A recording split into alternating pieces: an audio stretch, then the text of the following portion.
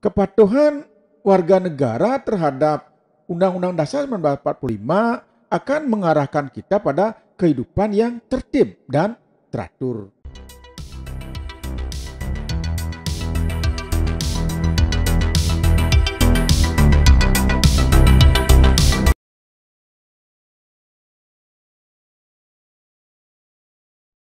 Sahabat pembelajar, berjumpa kembali bersama Imadi Sediase Belajar Jadi Guru dalam membahas materi pendidikan Pancasila dan kewarganegaraan. Pertemuan kita kali ini kita akan membahas materi kelas 7 bab 3 perumusan dan pengesahan Undang-Undang Dasar Negara Republik Indonesia tahun 1945. Ada 3 subpokok bahasan dalam bab 3 ini, yaitu subpokok bahasan A, perumusan dan pengesahan Undang-Undang Dasar Negara Republik Indonesia tahun 1945.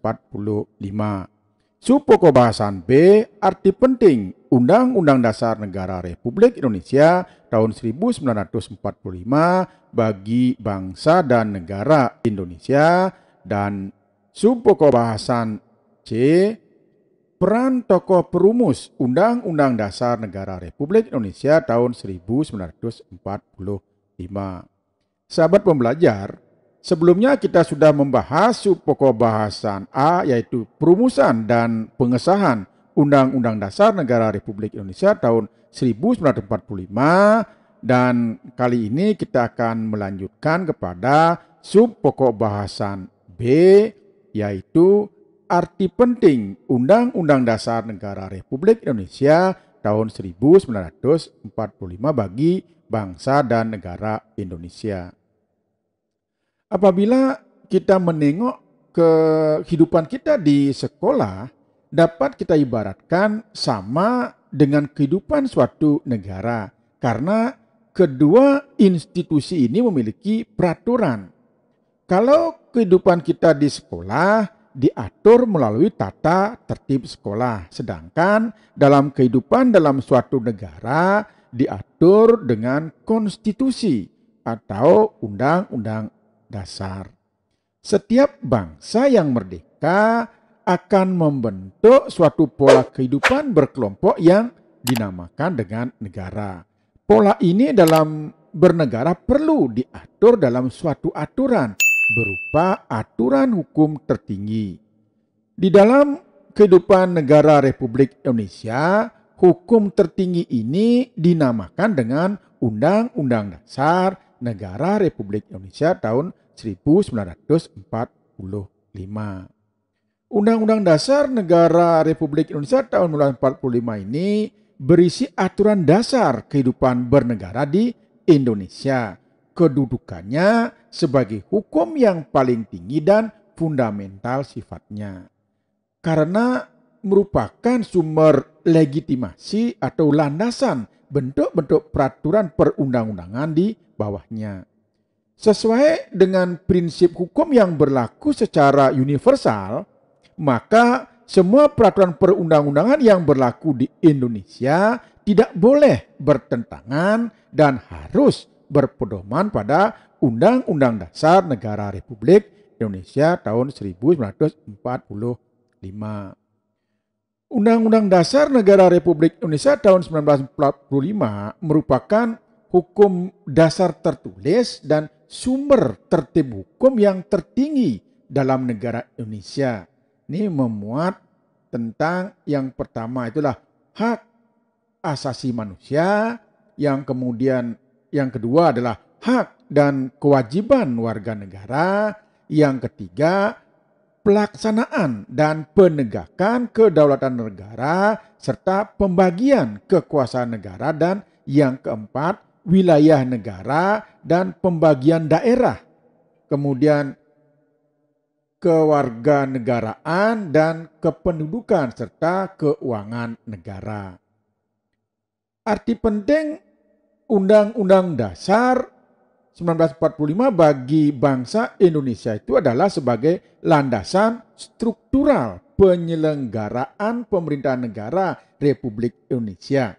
Undang-Undang Dasar 1945 mengatur penyelenggaraan negara dan tugas serta wewenang badan-badan yang ada di dalam penyelenggaraan negara Republik Indonesia.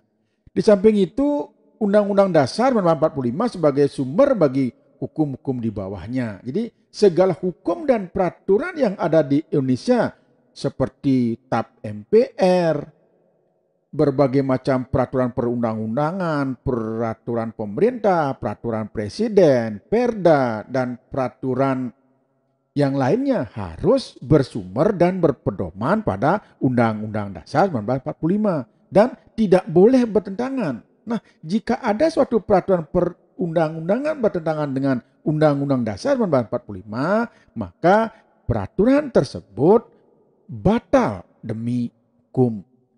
Sebagai warga negara Indonesia, kita patuh pada ketentuan yang terdapat dalam Undang-Undang Dasar 1945. Kepatuhan warga negara terhadap Undang-Undang Dasar 1945 akan mengarahkan kita pada kehidupan yang tertib dan teratur. Demikian juga sebaliknya, apabila Undang-Undang Dasar 1945 ini tidak dipatuhi, maka kehidupan bernegara kita akan mengarah ke tidak harmonisan. Apa akibatnya? Ya, bisa terjadi perang saudara. Terus yang rugi siapa? Ya, semua warga negara Indonesia. Nah, karena itu dapat berakibat tidak terwujudnya kesejahteraan, bahkan mungkin bubarnya negara kesatuan Republik Indonesia. Baiklah, sobat pembelajar, mari kita berkomitmen untuk melaksanakan Undang-Undang Dasar 1945. Sebagai warga negara, kita dapat berpartisipasi aktif dalam melaksanakan Undang-Undang Dasar 1945. Bagaimana caranya? Yang pertama, menghormati dan melaksanakan aturan-aturan lain di bawah Undang-Undang Dasar, termasuk juga tata tertib kita di sekolah. Kemudian yang kedua, menyadari manfaat daripada Undang-Undang Dasar 1945. Kemudian yang ketiga, mengkritisi penyelenggara negara yang tidak sesuai dengan Undang-Undang Dasar 1945. Kemudian yang keempat, mematuhi aturan dasar hasil perubahan Undang-Undang Dasar 1945. Dan yang kelima, berpartisipasi secara aktif dan bertanggung jawab dalam melaksanakan Undang-Undang Dasar 1945. Nah, baiklah sobat pembelajar, demikian yang bisa kita bahas pada pertemuan kita kali ini untuk membahas subpokok bahasan B, arti penting Undang-Undang Dasar Negara Republik Indonesia tahun 1945 bagi bangsa dan negara Indonesia. Dan pertemuan selanjutnya nanti kita akan membahas subpokok bahasan C, peran tokoh perumus Undang-Undang Dasar 1945. Nah, apa yang sudah kita bahas tadi semoga ada manfaatnya. Terima kasih.